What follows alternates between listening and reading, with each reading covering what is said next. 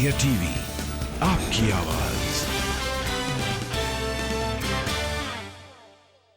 Gandhinagar market का idea इस budget में खूब तारीफ हो रही है उसकी, और चारों तरफ गांधीनगर के मार्केट एसोसिएशन से बधाई आ रही है हमको कि जी बहुत बढ़िया किया आपने।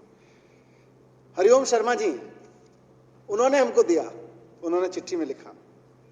इसी तरह से इलेक्ट्रॉनिक पार्क जिसका जिक्र किया, आईटी पार्क, बोले जी कॉलेज बहुत हैं, मार्केट मॉल्स भी, मतलब मार्केट भी बहुत हैं, लेकिन इलेक्ट्रॉनिक पार्क खड़ा करो। मनीष बिरमानी जी और मोहित भारद्वाज जी, और मोहित भारद्वाज जी तो हमारे दिल्ली सरकार में एक काम करते हैं, सरकारी कर्मचारी हैं। जब उनको ऐसे ही रैंडम हमने 6,500 लोगों में से 12 लोगों की लिस्ट बनाई देख के, तो पहली बात वो बोले जी आप लोगों ने मेरे सुझाव माने थे, मुझे ये यकीन नहीं हो रहा। फिर सरकार मुझको बुला रही है, मुझे तो बिल्कुल यकीन नहीं हो रहा। हमारे जितने हजारों कर्मचारी हैं उनमें से एक कर्मचारी हैं, लेकिन उन्होंने कॉन्क्रीट सुझाव दिए, सरकार ने उनको समझा, उस पर और चिंतन किया, स्टडी किया। आज इलेक्ट्रॉनिक पार्क दिल्ली में हम बनाने की बात कर रहे हैं, इलेक्ट्रॉनिक मार्केट बड़ा खड़ा करने की बात कर रहे हैं। सुनील पांडे जी, उन्होंने ई कॉमर्स वेबसाइट का सुझाव दिया कि जो हमने दिल्ली बाजार की, उनकी तरफ से सुझाव आया कि इसको इस तरह की हमें दिल्ली में वेबसाइट बनानी चाहिए, आम युवाओं को इससे मदद मिलेगी, आम छोटे छोटे दुकानदार जो युवा दुकानदार चला रहे हैं उनको मदद मिलेगी इससे।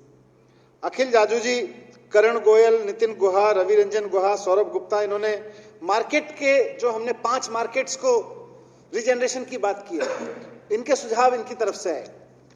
इसी तरह से तरंग नारायण जी, इन्होंने स्टार्टअप को लेके काफी सुझाव दिए, सिंप्लीफाई कैसे किया जा सकता है, कैसे उसमें से और नौकरियां निकल सकती हैं, कैसे हम इंडिया को, कैसे हम दिल्ली को इंडिया का स्टार्टअप हब बना सकते हैं, उस पर काफी सुझाव दिए। प्रहलाद जैन जी हैं, उन्होंने एमनेस्टी स्कीम के बारे में हमें लिखा। ऐसे बहुत सारे लोगों ने सुझाव दिए, लेकिन कुछ रिप्रेजेंटेटिव मैं बता रहा हूं। ये सब जितने 6,500 लोगों ने हमें लिखा, और इन 12 लोगों ने के भी जिनका मैंने जिक्र किया, 10-12 लोगों का, ये सब रियलिस्टिक सॉल्यूशंस थे, एकदम आम आदमी वाले सॉल्यूशंस इन्होंने दिए, और आज आम आदमी का बजट के रूप में सबके सामने। मैं समझता हूं कि ये सब चीजें बहुत जरूरी थी, क्योंकि जो भी मैंने बजट में अनाउंस किए हैं, क्योंकि ये जनता की जरूरत थी।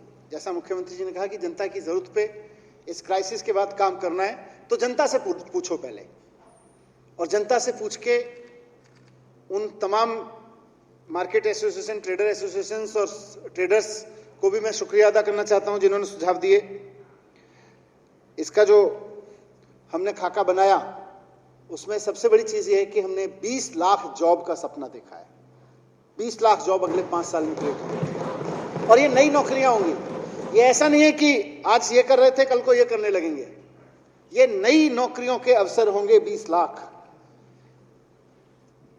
और हमने कहा है तो सब जानते हैं कि जब केजरीवाल जी कहते हैं तो करके दिखाते हैं, तो ये भी करके दिखाएंगे।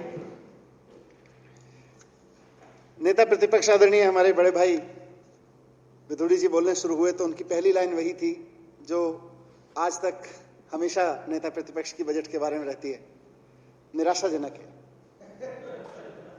तो मैं यही कहूंगा कि बिल्कुल भाई साहब, आपके द्वारा ये सुनना हमारे लिए बहुत आशाजनक है कि ये बजट निराशाजनक है,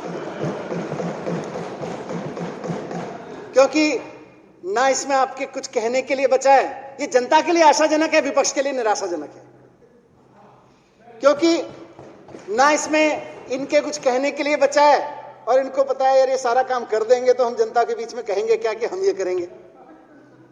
तो ना कुछ कहने के लिए बचा, ना करने के लिए बचा, इसलिए इनके लिए पूरी तरह से निराशाजनक है। मैं इनसे सहमत हूं। अब इनको केवल एक बात से आशा है कि डीडीए से कुछ काम नहीं होने देंगे, देखेंगे। अभी तो एमसीडी भी सस्पेंशन में डाल रखी है, देखते हैं, चुनाव तो टलवाई दिया, देखते हैं कैसे करेंगे।